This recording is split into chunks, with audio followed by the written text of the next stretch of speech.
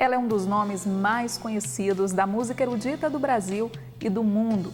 Desde os 16 anos se dedica ao estudo, à preservação e à divulgação de um instrumento bem peculiar e que carrega parte de nossa história, o órgão de tubos. Hoje, no Retratos, a gente vai conhecer um pouco da vida e da obra da organista e cravista Elisa Freixo.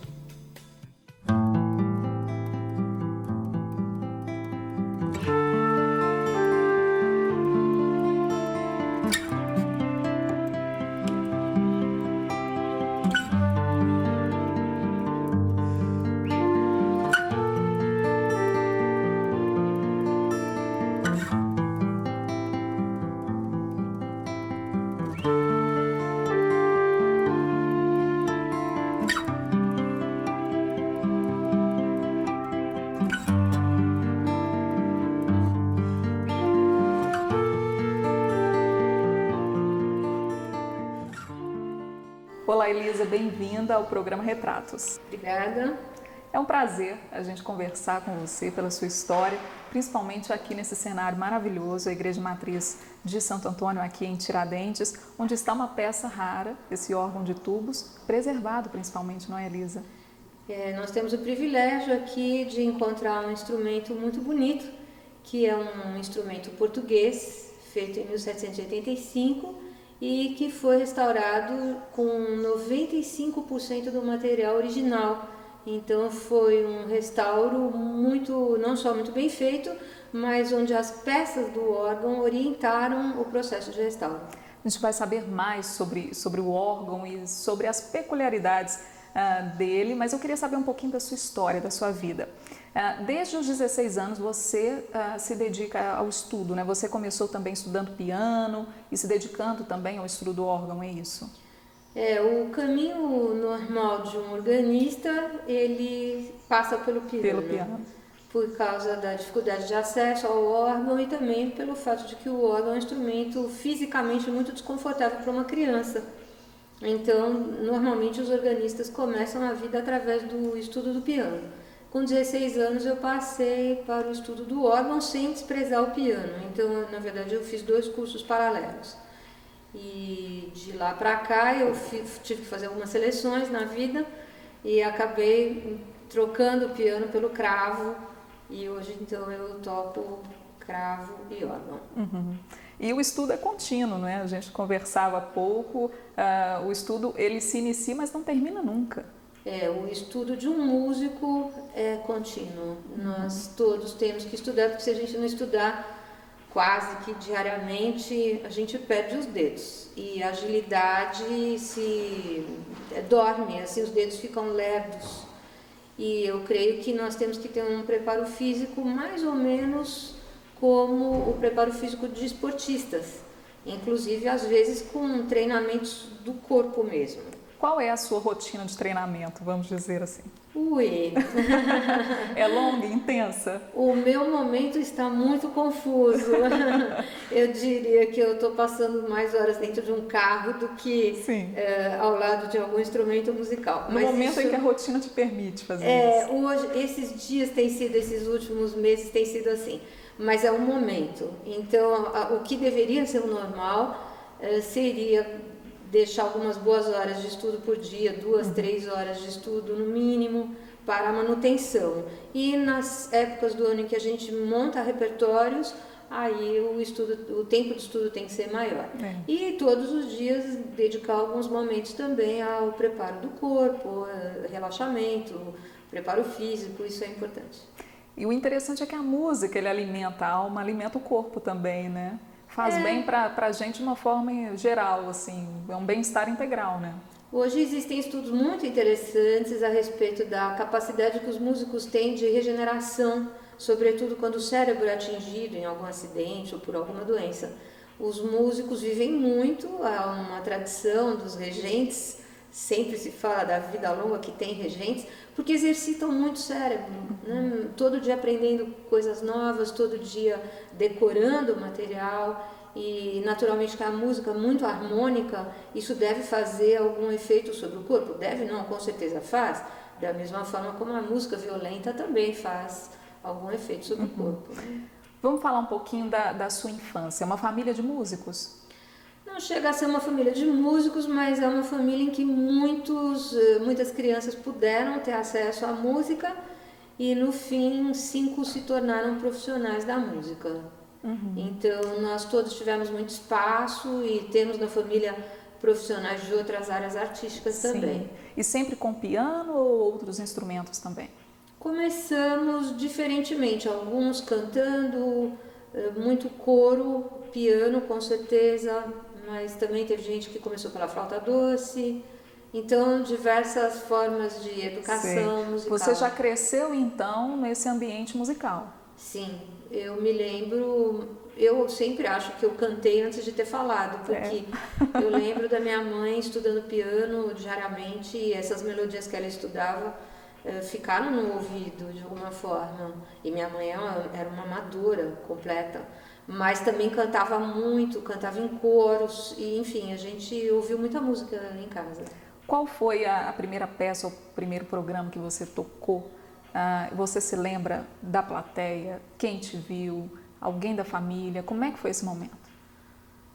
Bom, eu comecei a tocar com 7 anos, audições de alunos de uma professora de piano. Eu me lembro muito bem desse momento porque eu tinha um pânico total absoluto que jamais será esquecido. De quê? De público? De plateia? Eu tinha muita insegurança, muito medo, muito medo.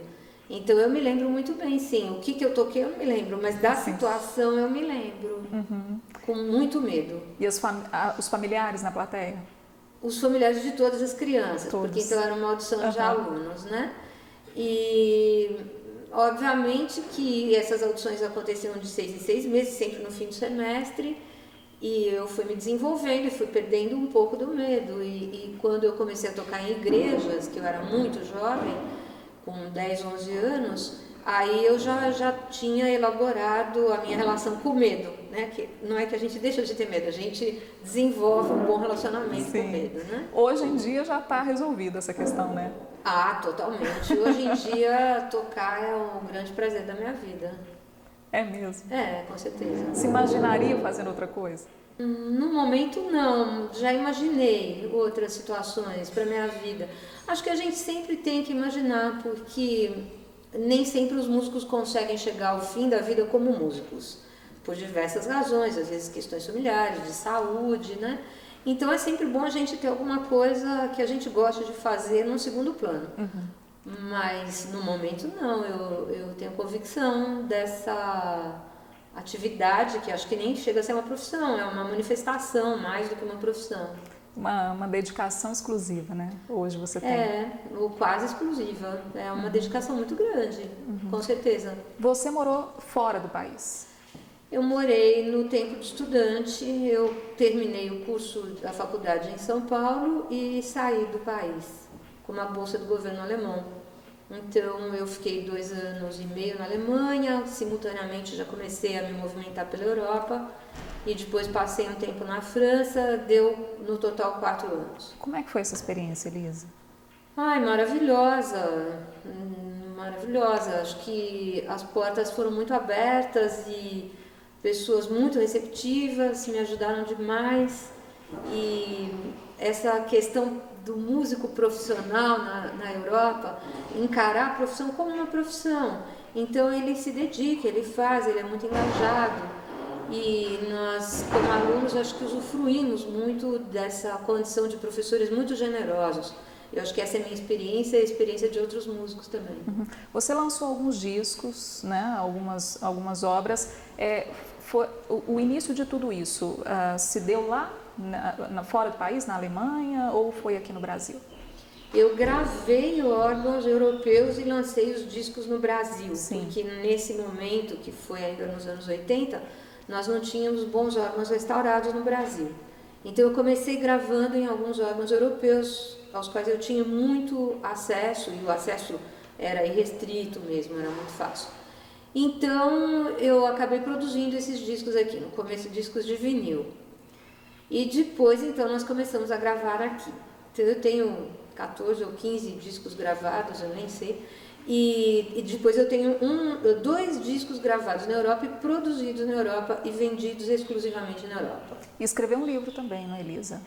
Não. Não? Não. Tem vontade de escrever? Não. Nunca pensou nisso? Não penso, isso que é o pior. Eu não só penso, como eu tenho uma demanda enorme para escrever. Pior não, isso é bom. Eu odeio escrever.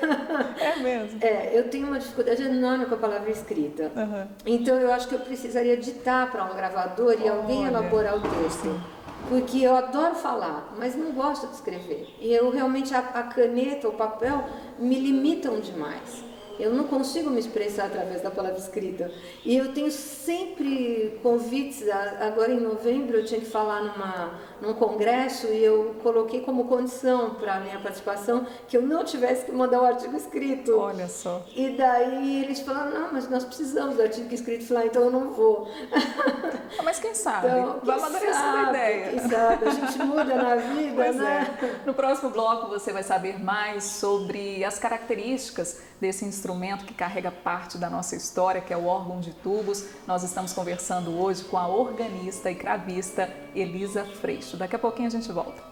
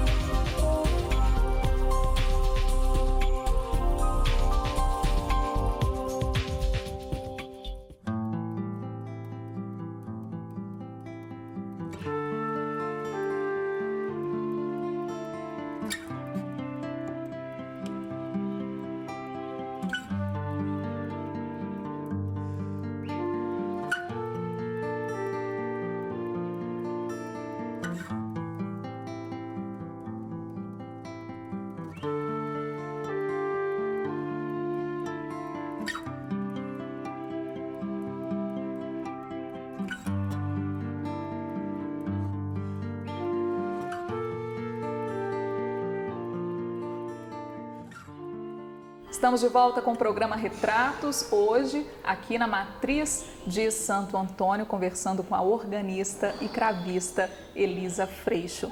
Elisa, curiosidade sobre o órgão de tubos. A gente falou dessa dificuldade de preservação, da restauração, que é um instrumento que merece todo o cuidado, né? Aí existe uma demanda muito grande aqui no Brasil por profissionais que trabalhem e se dediquem a esse processo de restauração, mas antes de a gente falar dessa questão do trabalho, do mercado, vamos falar do órgão de tubos. Como que é esse instrumento? Quais que são as peculiaridades dele? É um instrumento grande. É grande, mas pode também ser pequeno. Bom, o órgão exatamente é um instrumento plural. Então, a grande dificuldade que eu acho para tanto os organistas quanto a plateia entenderem o que é o órgão é que o órgão não é um instrumento que se mostra numa primeira visita, num primeiro momento. Ele não é um instrumento que você entende rapidamente. Bom, esse é um desafio para o público e muito grande para os músicos que se dedicam ao órgão. Porque cada vez que a gente vai a uma igreja e vê um órgão, a gente está vendo um objeto único. É uma obra de arte também. São obras de arte e são objetos planejados para aquele determinado espaço e para aquele orçamento que a igreja dispunha quando comprou o instrumento. O órgão está sempre marcado a alguns fatos muito importantes. Em primeiro lugar, ao desenvolvimento da língua do país que produz o órgão. Em segundo lugar, a estética da época. E em terceiro lugar, aos orçamentos. Então, o órgão pode ter uma certa estética e ter tamanhos muito diferentes. Ele pode ser um órgão bem pequenininho, mas ele dentro daquela estética pode ser um órgão muito complexo, com muitas flautas e difícil de usar. Então, nós nos encontramos sempre com instrumentos diferentes em cada lugar que a gente entra, em cada igreja que tem um órgão. O órgão é sempre um único. E daí nós vamos ter muita dificuldade de comparar os instrumentos uns com os outros. Então existem órgãos hoje no mundo a partir do século XIV, hoje, em função. Então nós temos todos os instrumentos do século XIV, XV, XVI até o século XXI. Então você pensa bem, é um corpus imenso de instrumentos importantíssimos que precisam ser conhecidos devagar pelos músicos. Eu imagino que deve ser um desafio também para o músico, né? Enorme. Dependendo do local onde ele estiver, ele precisa conhecer aquele instrumento, precisa de um tempo para assimilar né, aquele instrumento que está ali. Nós que lecionamos, a gente entende que o aluno ele tem diferentes níveis de desenvolvimento de acordo, literalmente, com a sua vontade e as suas possibilidades de viajar. O aprendizado do órgão está intimamente ligado à disposição que o aluno tenha de viajar e do construtor de órgãos também, porque os órgãos eles estão localizados no mundo todo ocidental e cristão e para conhecer os órgãos você tem que conhecer os órgãos. Como os órgãos não são móveis, nós temos que ser móveis. Então, se o músico não gosta de viajar, a gente percebe que ele vai procurando outros instrumentos no correr do aprendizado. Sim. O processo de aprendizado envia essas pessoas para outros instrumentos. Então, Sim. músicos que começaram como organistas, hoje, por exemplo, são cravistas, porque tem uma indisposição com a igreja, ou com a viagem, ou sei lá com o quê, então acabam mudando de área. Uhum. Esse órgão que está aqui na matriz de Santo Antônio, ele passou por um processo de restauro, né? Hoje ele está em atividade. Todos os órgãos que são antigos, como esse, aqui nós temos um instrumento de 1785, passaram por diversas interferências. Então ele teve algumas situações de mudança no correr da sua vida e agora, recentemente, ele passou por um grande processo de restauro, que objetivou levar o órgão ao seu estado mais original possível. Então, há 4 anos e meio, o instrumento está de novo funcionando como a gente espera, como deve ter funcionado no século XVIII. Qual é a relação dos moradores aqui de Tiradentes com esse instrumento? Então, o órgão ficou muitos anos sem funcionar e ele não era usado nas missas, portanto, a cidade não o conhecia mais.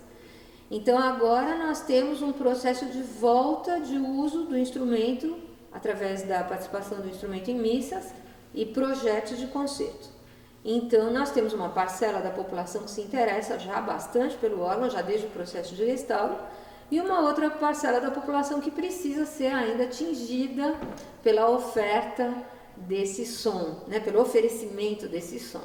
Tem muito morador que está bem crítico, já está começando a entender de órgão? Com certeza. Como nós fazemos concertos semanais, nós temos uma plateia meio fixa, ou pelo menos uma plateia muito frequente.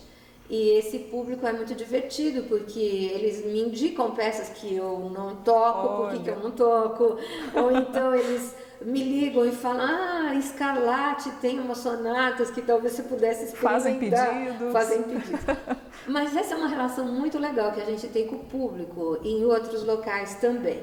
Em Mariana, por exemplo, a gente recebe pedidos da plateia. Então tem pessoas que querem escutar uma determinada peça e entram em contato e pedem a peça e a gente tenta, na medida do possível, fazer. Entender. Às vezes é um aniversário, às vezes é apenas uma viagem. É interessante que as pessoas acompanham tanto, algumas, né, que criam uma relação com a gente e isso acho que é uma coisa muito bacana para quem está sempre distante, né, o órgão está sempre tão distante da plateia. Então é interessante. Tão distante e ao mesmo tempo tão perto, não é, Elisa? Pois porque quando soa, quando a música ela entra pela igreja ou pelo ambiente, as pessoas se sentem tocadas profundamente, não é isso? Essa igreja e esse instrumento aqui tem uma situação muito privilegiada. Quase todos os organistas que chegaram aqui para tocar definiram esse instrumento com o mesmo termo, sem eles se conhecerem.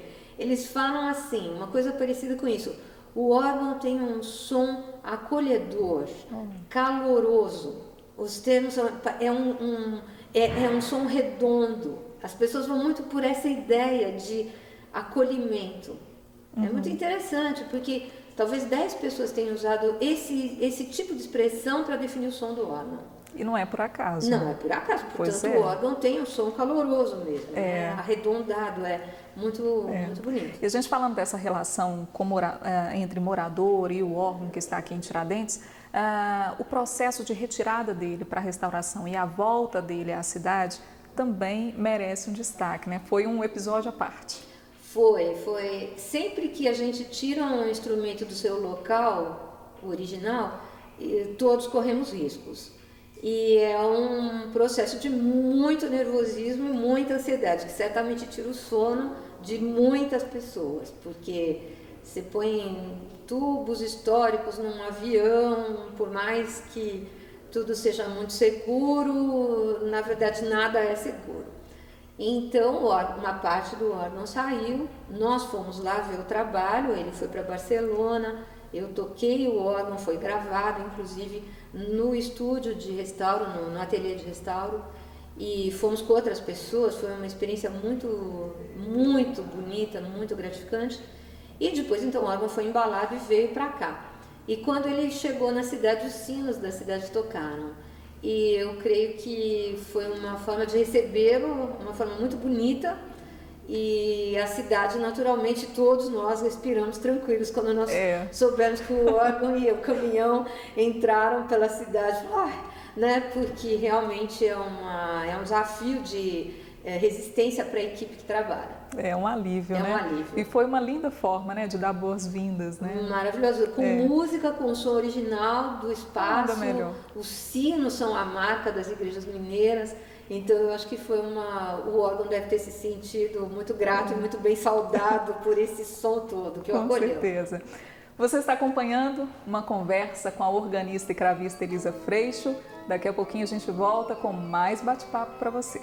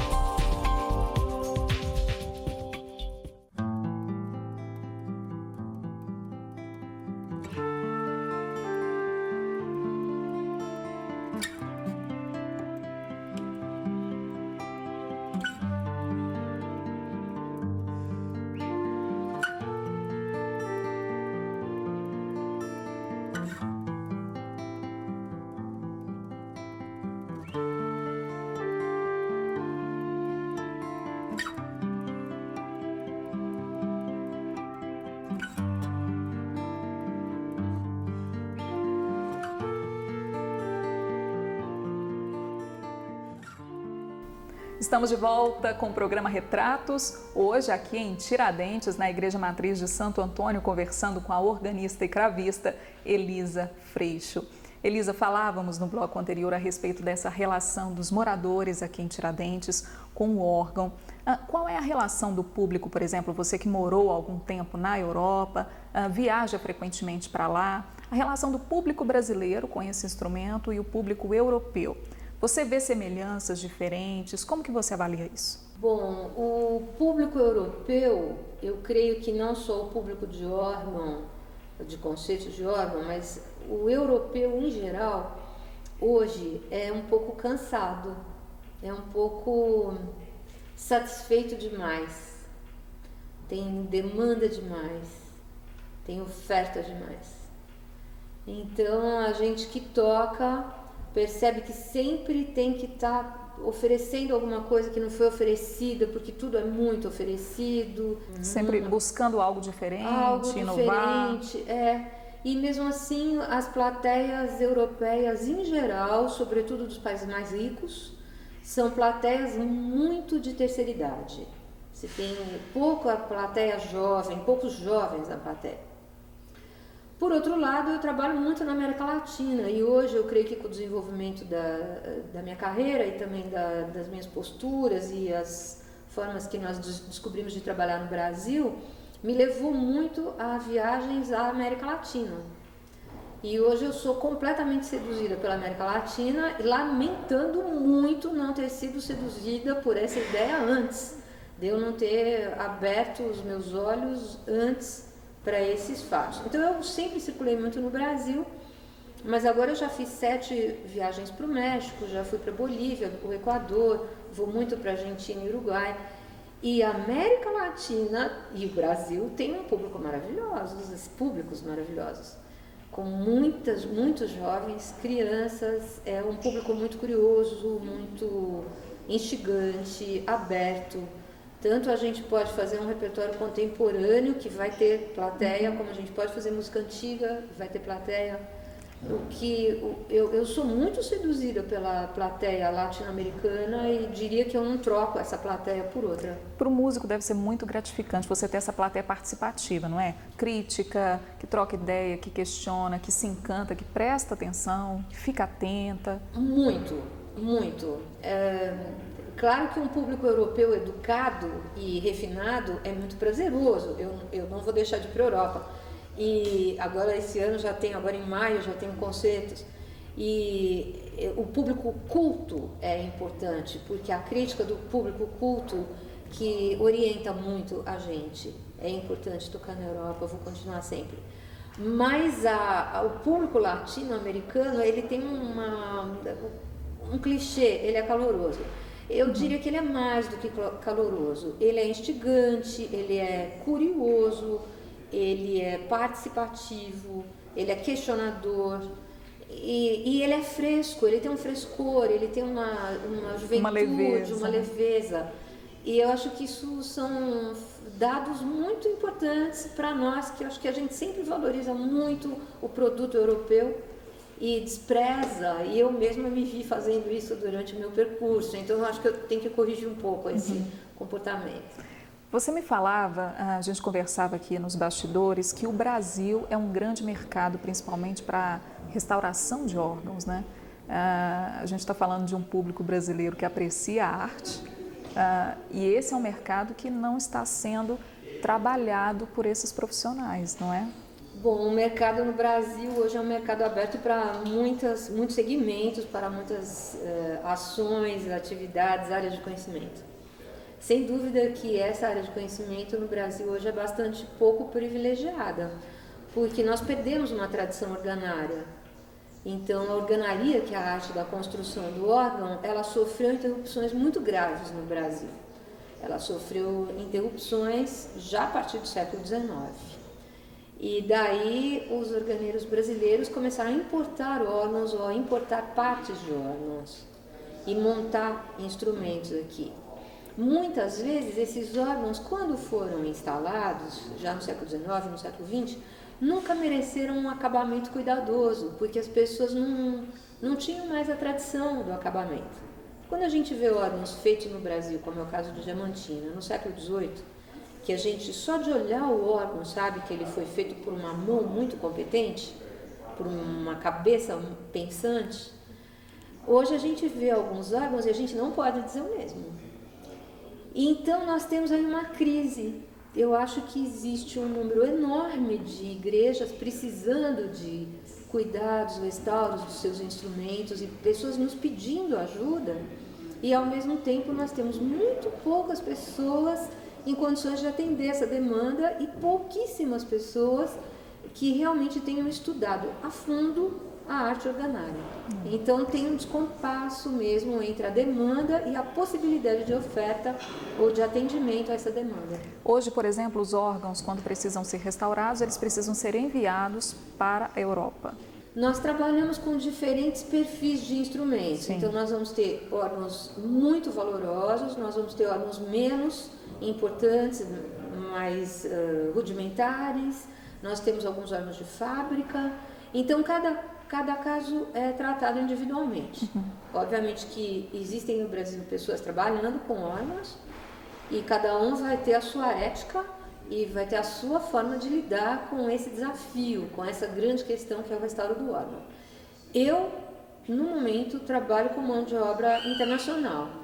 Então, os órgãos que nós restauramos, como são muito importantes, todos eles foram feitos com uma mão de obra especializada daquela escola que produziu o órgão. Então, um órgão ibérico por uma mão de obra ibérica, um órgão germânico por uma mão de obra germânica, um órgão italiano por uma mão de obra italiana. Então, eu estou trabalhando assim.